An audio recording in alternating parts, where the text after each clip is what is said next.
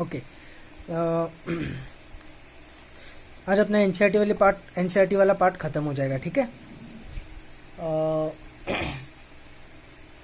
लेकिन एक चीज़ बोलता हूँ, मतलब एक चीज़ पहले बता देता हूँ। एक स्टूडेंट ने मेरे को कुछ डाउट्स पूछे, तो that particular student was quite confused between spores and gametes, ठीक है।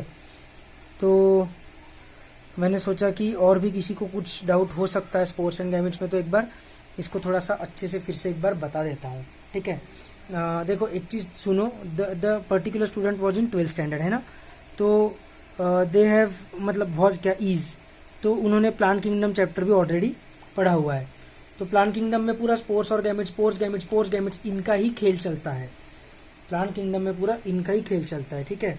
तो that day the day he was asking me doubt, he said कि वो प्लांट किंगडम में भी स्पोर्ट्स और गैमेट्स वाला एस्पेक्ट मेरे को थोड़ा सा अभी भी अनक्लियर ही है। तो मैं तुम लोगों को एक बोलना चाहता हूँ कि ऐसा किसी भी प्रकार का डाउट अगर रहा तुमको, तो तुरंत के तुरंत पूछ लिया करो, बिल्कुल भी शर्माने का नहीं। कितनी भी बार तुमने एक ही डाउट पूछा तो भी मैं उतनी बार बताता हूँ, ठीक है। बिना डरे बिना हिचकिचाए पूछते चलो।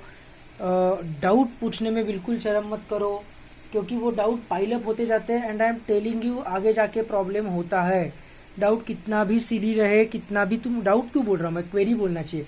Doubt is the wrong word. Doubt का मीनिंग होता है कि मैंने तुमको जो बताया वो तुमको झूठ लग रहा है, वो तुमको पट नहीं रहा है, तुमको लग रहा है नहीं सर ने कुछ तो भी गलत बताया, तो उसको बोलते हैं डाउट, ठीक है।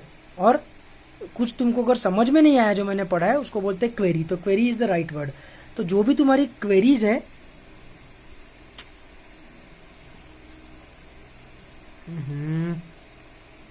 क्या हो गया इसको, फोकस क्यों नहीं हो रहा है। हाँ, जो भी तुम्हारी क्वेरीज है वो क्वेरीज पूछते चलो, ठीक है। कन्फ्यूशियस नाम का एक चाइनीज फिलोसोफर था, उसने बोला है कि जो डाउट पूछता है वो हो सकता है 1 मिनट के लिए बेवकूफ लगे कि क्या सिली डाउट पूछा, क्या क्वेरी पूछी फालतू। 1 मिनट के लिए हो सकता है कि वो लोगों को बेवकूफ लगे, लेकिन जो डाउट ही नहीं पूछता है वो जिंदगी भर के लिए बेवकूफ रह जाता है, क्योंकि उसको उसका प्रॉब्लम, उसको समझ में, उसको जो नई चीज समझी है वो क्लियर ही नहीं होती है, और क्लियर ही नहीं होती है चीज तो वो हमेशा के लिए वैसा ही रह जाता है, वो चीज वो सीख ही नहीं पाता है। तो प्लीज पूछते चलो, कोई भी किसी भी प्रकार का प्रॉब्लम नहीं है, ठीक है। इतनी बेसिक चीज है, इतना इम्पोर्टेंट है ये। ऐसे चीजों में डाउट बिल्कुल मन में नहीं रखने का। एवरीवन जो भी ये वीडियो देख रहा है सबके लिए एप्लीकेबल है ये चीज, ठीक है। तो बढ़ते हैं अपन आगे। स्पोर्ट्स और गैमेट्स एक बार क्या है बता देता हूँ पटाख से, और फिर अपन एनसीईआरटी का जो बचा हुआ पोर्शन है उसकी तरफ बढ़ते हैं। देखो, अब जिस स्टूडेंट ने मेरे को डाउट पूछा उसका ऑब्जेक्शन ये था कि स्पोर्स ऑलवेज जर्मिनेट, मतलब माइटोसिस करते हैं, ऐसा अपन ने बोला है ना। अब वो क्या बोल रहा था कि एस्कोमाइसिट्स में जैसा हाइफे है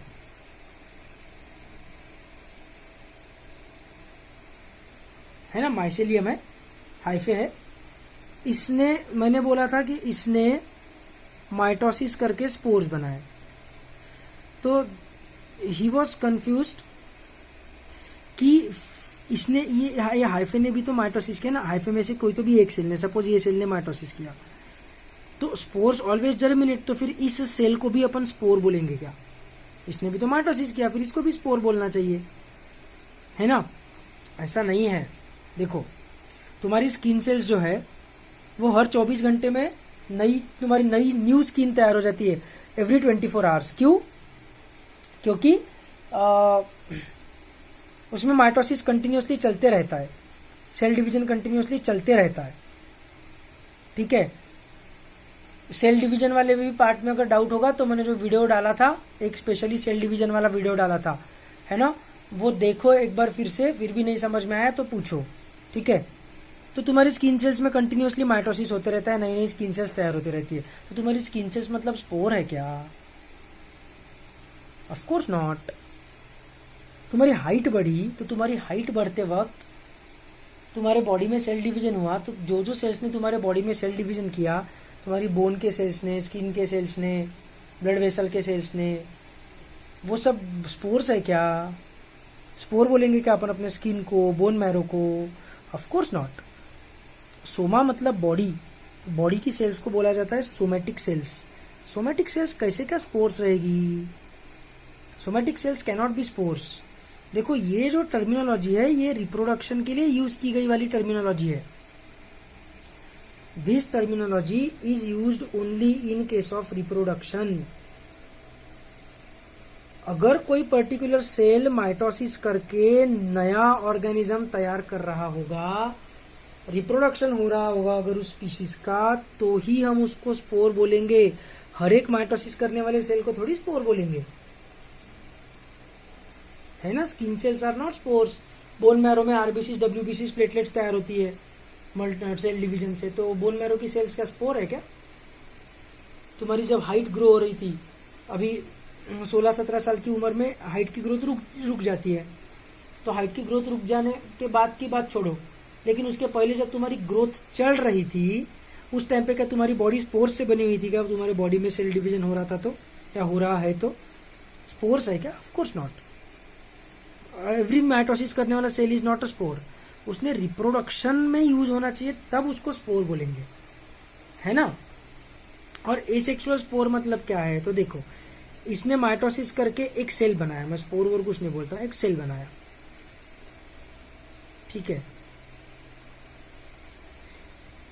ये सेल हवा से उड़ के कहीं तो भी जाकर गिरा दूर।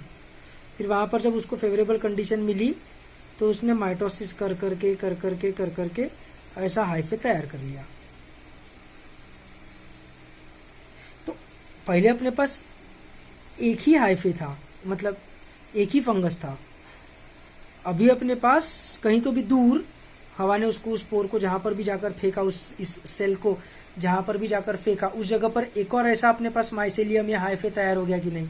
हाइफा, मतलब 2 फंजाई आ गए ना अभी दुनिया में अर्थ पे। पहले सपोज लेटस अज्यूम कि एक ही फंगस था अर्थ पे, ऐसा इमेजिन करो, ऐसा कभी नहीं था, ऐसा इमेजिन करो कि एक ही फंगस था, एक ही ऑर्गेनिज्म था। उसने एक स्पोर बनाया, स्पोर हवा के थ्रू इधर उधर कहीं तो भी जाके गिरा और वहां पर उसने एक और माइसेलियम तैयार कर लिया, अडल्ट फंगस तैयार कर लिया, हाइफा तैयार कर लिया। तो अभी अर्थ पे 2 फंगस हो गए कि नहीं? रिप्रोडक्शन हुआ ना। तो रिप्रोडक्शन में यूज होने वाला ये सेल है, बराबर है। पर ये सेल ने फ्यूज किया है कि किसी के साथ? नहीं किया। ये सेल ने क्या किया है? सिर्फ जर्मिनेट किया है ना। विंड से कहीं तो भी जाकर गिरा और फिर फेवरेबल कंडीशन मिलने के बाद उसने जर्मिनेट किया। तो जर्मिनेट करने वाला स्पोर है, मतलब ये जो सेल है ये सेल इज स्पोर। पर इसमें कहीं पर 2 फंगस के कैरेक्टरिस्टिक्स मिक्स हुए क्या? पॉपुलेशन में कुछ वेरिएशन आया क्या? मेल फीमेल 2n वगैरह ऐसा कुछ बना क्या? कुछ भी नहीं बना। जैसा ये है वैसा ही ये है, जेरोक्स है जेरोक्स, कुछ भी डिफरेंट नहीं है। तो इसलिए it will be called as asexual spore, है ना। ऑन द कॉन्ट्ररी मतलब इसके अपोजिट, एक फंगस का हाइफे मतलब एक फंगल ऑर्गेनिज्म, दूसरा फंगल ऑर्गेनिज्म मतलब दूसरा हाइफे, ठीक है। इसने भी माइटोसिस करके एक सेल बनाया, इसने भी माइटोसिस करके एक सेल बनाया। अब इस सेल में और इस सेल में डिफरेंस क्या है? तो ये अगर डायरेक्टली ग्रो होकर एडल्ट फंगस बन गया तो इसको भी अपने को एसेक्सुअल स्पोर बोलना पड़ेगा। लेकिन अपन अभी एसेक्सुअल रिप्रोडक्शन स्टडी नहीं कर रहे थे, अपन स्टडी कर रहे थे सेक्सुअल रिप्रोडक्शन। तो सेक्सुअल रिप्रोडक्शन करने के लिए दोनों का फ्यूजन होना चाहिए। तो दोनों का फ्यूजन करने के लिए उसने गैमिट नाम की चीज बनाई, ठीक है। सर ये स्पोर है और ये गैमिट है, कैसे डिफरेंशिएट होगा? अरे वो बहुत कॉम्प्लेक्स चीज है, वो नहीं बता सकता मैं। सेल सिग्नलिंग होता है कि कब गैमिट बनाने का, कब स्पोर बनाने का, बहुत कॉम्प्लेक्स चीज है वो सब एक्सप्लेन नहीं कर सकता, ठीक है। तो सेक्सुअल रिप्रोडक्शन करने का जब रहेगा फंगस को, तब वो ऐसा स्पोर नहीं बनाएगा। स्पोर और गैमिट में सेल के लेवल पे क्या डिफरेंस रहेगा? तो स्पोर के ऊपर नॉर्मल अपना सेल वॉल रहता है वैसा रहेगा, इसके ऊपर सेल वॉल नहीं रहेगा क्योंकि इसको फ्यूज होना है ना। तो ये फ्यूज हो जाएगा, है ना, परफ्यूज होकर डायरेक्टली 2n नहीं बन रहा है, क्या बन रहा है, n+n बन रहा है। फिर n+n आगे जाके एस्कस या बेसिडियम बनने के बाद 2n बन जाएगा। अब ये 2n क्या करेगा यार, कुछ कर सकता है क्या वो 2n? वो मल्टीप्लाई करके एडल्ट फंगस बना सकता है क्या? नहीं बना सकता है, क्योंकि फंगस की स्पीशीज हैप्लॉइड है ना बच्चों, फंगस की स्पीशीज ही हैप्लॉइड है ना, वो कैसे क्या डिप्लॉइड सेल अडल्ट फंगस बना देगा मल्टीप्लाई करके? पॉसिबल ही नहीं है। उसके पास एक ही ऑप्शन है मियोसिस करने का। मियोसिस करने के बाद हैप्लॉइड सेल्स तैयार होगी, और एक डिप्लॉइड सेल से कभी भी कितनी हैप्लॉइड सेल्स तैयार होती है? 4 हैप्लॉइड सेल्स तैयार होती है। क्यों होती है ये अपने को पता है।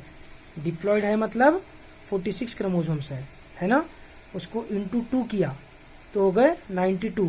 फिर मियोसिस 1 में डिवाइडेड बाय 2 किया तो 46 क्रोमोसोम्स की 2 सेल्स तैयार हो गई।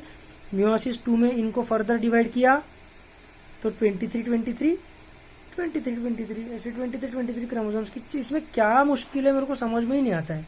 इसमें न समझने लायक क्या है, इतना तो सिंपल मैथमेटिक्स है। 2 बार 2 फेजेस में होता है मियोसिस, ये पूरा मियोसिस है, ये पूरा मियोसिस है, ठीक है। ये जो है ये मियोसिस का फेज 1 है, और ये मियोसिस का फेज 2 है। 2 फेजेस में मियोसिस होता है। मल्टीप्लीकेशन एक ही बार हुआ, लेकिन डिवीजन 2 बार हुआ, इसलिए 4 सेल्स बनेगी और 23 क्रोमोसोम्स वाली बनेगी, है ना। हर एक सेल में 23 क्रोमोसोम्स। पर ये क्रोमोसोम्स कैसे रहेंगे? मिक्स्ड रहेंगे, है ना। मिक्स्ड रहेंगे मतलब उसमें कोई क्रोमोसोम इस सेट का जाएगा, कोई क्रोमोसोम इस सेट का जाएगा, है ना। कोई क्रोमोसोम इस सेट में से और कोई क्रोमोसोम इस सेट में से। मतलब कैसे? तो इसमें सपोज फिजिक्स के लिए स्टेट बोर्ड की बुक गई है, लेकिन केमिस्ट्री के लिए एनसीईआरटी गई है, बायो के लिए एनसीईआरटी गई है, हिस्ट्री के लिए स्टेट बोर्ड की बुक गई है, सिविक्स के लिए स्टेट बोर्ड की बुक गई है ना। इसमें कुछ अलग कॉम्बिनेशन रहेगा। मतलब क्रोमोसोम नंबर 1 इसमें मदर से आया, है ना। क्रोमोसोम नंबर 2 इसमें फादर से आया, क्रोमोसोम नंबर 3 इसमें फादर से आया, क्रोमोसोम नंबर 4 इसमें मदर से आया, क्रोमोसोम नंबर 5 इसमें मदर से आया। मदर मतलब मेल फीमेल तो नहीं होता फंगस में, ऑर्गेनिज्म 1 ऑर्गेनिज्म 2 ऐसा। तो कोई क्रोमोसोम इसका, कोई क्रोमोसोम इसका, ऐसा मिक्स्ड रहता है। ये जो 4 हैप्लॉइड सेल्स है ना इनमें, तो ये जो 4 हैप्लॉइड सेल्स है ना, ये इन दोनों की कॉपी, जेरोक्स नहीं है। ये इसकी कॉपी है। सीधा सीधा माइटोसिस हुआ है भाई, सीधा सीधा हुआ है। इसने जो माइटोसिस कर करके फर्दर हाइफा बनाया, वो सब इसकी कॉपी है ना। इसके ऊपर जो जो जीन्स रहेंगे वही जीन्स इसमें भी रहेंगे, कुछ भी अलग नहीं रहेगा। पर इसमें कैसा रहेगा? कोई जीन इसका, कोई जीन इसका, मतलब क्योंकि कोई क्रोमोसोम इसका, कोई क्रोमोसोम इसका, कोई क्रोमोसोम इसका, कोई क्रोमोसोम इसका, वैसा ही इसमें भी मिक्स, वैसा ही इसमें भी मिक्स, वैसा ही इसमें भी मिक्स। तो मिक्सिंग होने के कारण जो 4 स्पोर्स रहेंगे, ये चारों एक्चुअली इन दोनों का मिक्सचर रहेंगे, इन दोनों की कॉपी नहीं रहेंगे, है ना। रिकम्बाइंड रहेंगे। रिमिक्स बनता है ना गानों का या मूवीज का रीमेक बनता है, वैसे उन्हीं क्रोमोसोम्स को, इन दोनों के ही क्रोमोसोम्स को बस अलग अलग तरीके से अरेंज करके अपन ने अलग अलग कॉम्बिनेशन बनाया है। तो रिकॉम्बिनेशन है, ये रिकम्बाइंड सेल्स है, इनकी कॉपी नहीं है। तो ये सेल्स क्या करेगी? अपने को अल्टीमेटली स्पीशीज अपनी हैप्लॉइड है, अभी हैप्लॉइड सेल्स हो गए ना तैयार फाइनली। तो ये भी फिर ये जो चारों सेल्स है, एक सेल से बने हुए 4, ऐसे बहुत सारे 2n से बने हुए, बहुत सारे इंटू 4 मल्टीप्लाइड बाय 4, ठीक है। एक सेल से 4, तो ये विंड से इधर उधर जाकर गिरेंगे, और फिर फेवरेबल कंडीशन आने के बाद जो काम ये स्पोर कर रहा है वही काम ये भी स्पोर करेंगे। ये कौन से अलग है? ये भी हाइफे बनाएंगे, ये भी हाइफे बनाएंगे। फिर इन स्पोर्स में और ये वाले स्पोर में क्या डिफरेंस है? तो ये स्पोर्स जो है, ये दोनों, ये चारों इन दोनों के कॉम्बिनेशन से बने हुए हैं, इन दोनों की कॉपी नहीं है, इन दोनों का रिकॉम्बिनेशन है। है ना, दो ऑर्गेनिजम्स का उसमें इन चारों में कैरेक्टरिस्टिक्स है। तो these are not asexual spores, these are sexual spores.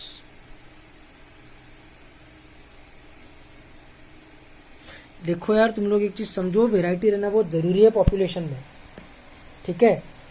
Variety रहना इसलिए जरूरी है पॉपुलेशन में क्योंकि तुम लोग सोचो कि हर कोई अगर ह्यूमन बीइंग्स में हर कोई अगर डॉक्टर ही बना, every human being is doctor, let us imagine, तो मेरे को बताओ कि तुम्हारा घर जो बांधा हुआ है तो किसी आर्किटेक्ट ने और सिविल इंजीनियर ने बांधा है, वो कहाँ से आएंगे, वो घर कैसे बनेगा?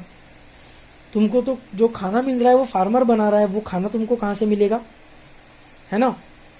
अरे डॉक्टर को जो पैसे देते हैं हम लोग, वो डॉक्टर को पैसे देने के लिए जो पैसे बनते हैं, वो पैसा छापने की, पैसा भी तो छापती है गवर्नमेंट, तो पैसा छापने की जगह पर भी तो लोग काम करते हैं, वो भी तो एक जॉब हुआ ना, पैसा भी तैयार करना पड़ता है।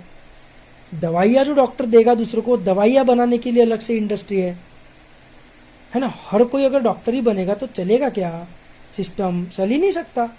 वेरिएशन कंपलसरी है, कोई कुछ रहना चाहिए, कोई कुछ रहना चाहिए। हर किसी का स्वभाव अलग अलग रहता है और रहना ही चाहिए। हर किसी की एबिलिटीज़, हर किसी का दिमाग, हर किसी का आईक्यू, हर किसी के सोशल स्किल्स, हर किसी के इमोशनल स्किल्स, सबके अलग अलग रहते हैं और वो अलग अलग ही रहना चाहिए।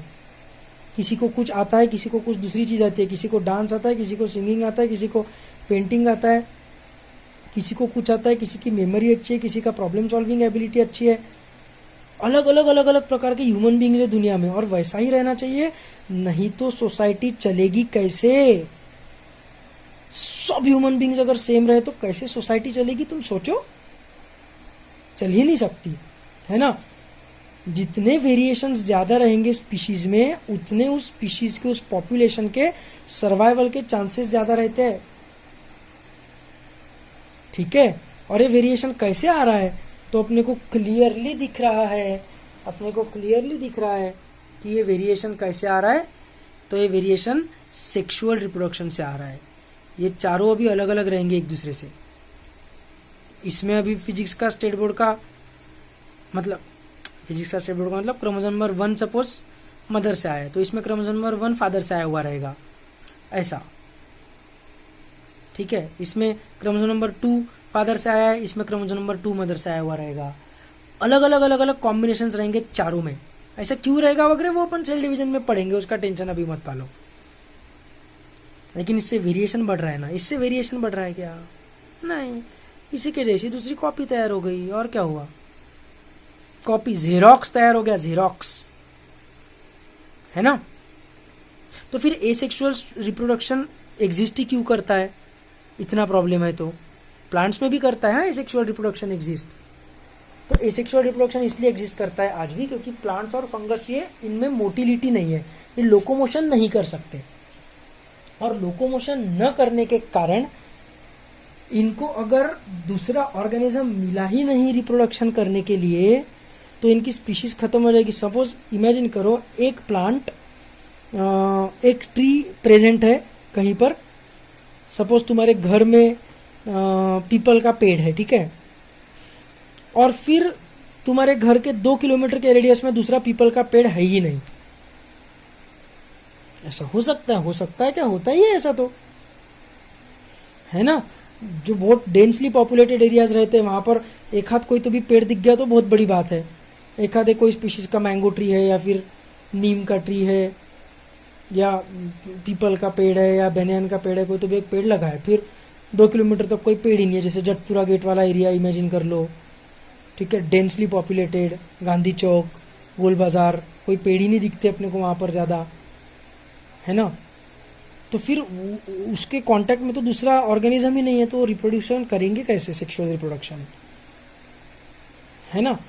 तो इसलिए पेड़ों में ये प्रॉब्लम हो सकता है क्योंकि इनमें लोकोमोशन नहीं है।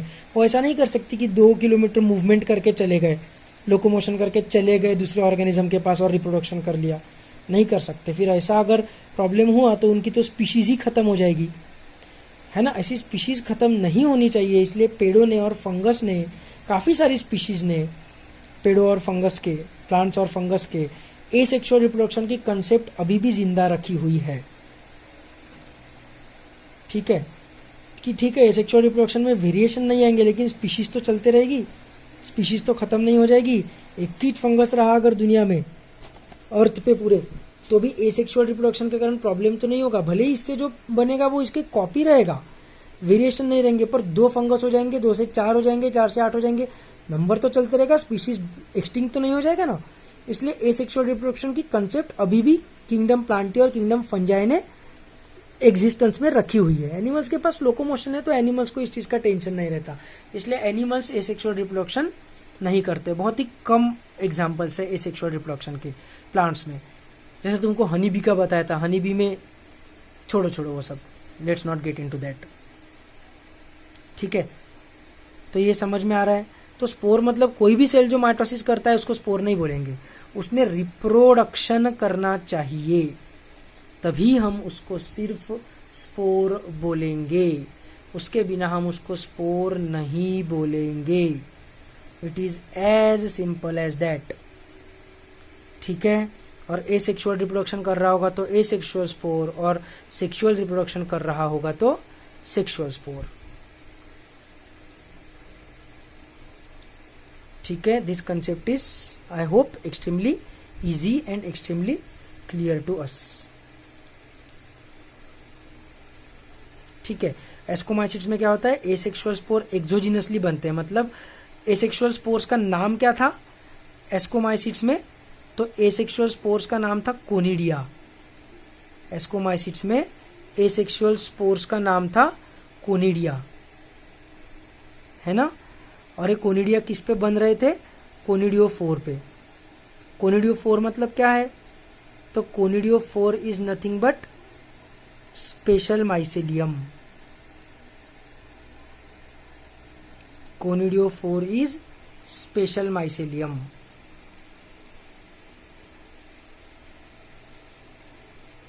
ठीक है, कोनिडियोफोर इज स्पेशल माइसेलियम। तो स्पेशल माइसेलियम में जो ये है कोनिडियोफोर, इसके एक्सटर्नल सरफेस पे स्पोर्स बनते हैं एसेक्सुअल वाले, इसलिए अपन बोलते हैं कि एस्कोमाइसिट्स में asexual spores are exogenous. Asexual spores are exogenous. और एस्कस जो रहता है, एस्कस उसके अंदर में मियोसिस होके ये सेक्सुअल स्पोर्स बनते हैं, इसलिए एस्कोमाइसिट्स में सेक्सुअल स्पोर्स आर एंडोजिनस। और बेसिडियोमाइसिट्स के केस में अपन ने क्या बोला था कि सेक्सुअल स्पोर्स ही एक्सोजिनस है, तो एसेक्सुअल स्पोर का तो चांस ही नहीं, एसेक्सुअल स्पोर तो सीधा सीधा एब्सेंट है।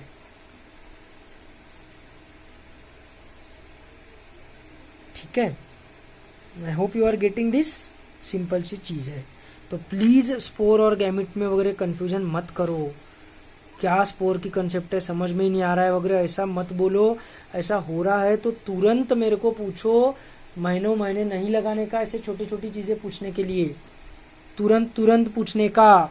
डाउट्स को, क्वेरीज को, doubt is the wrong word, queries को मन में नहीं रखने का।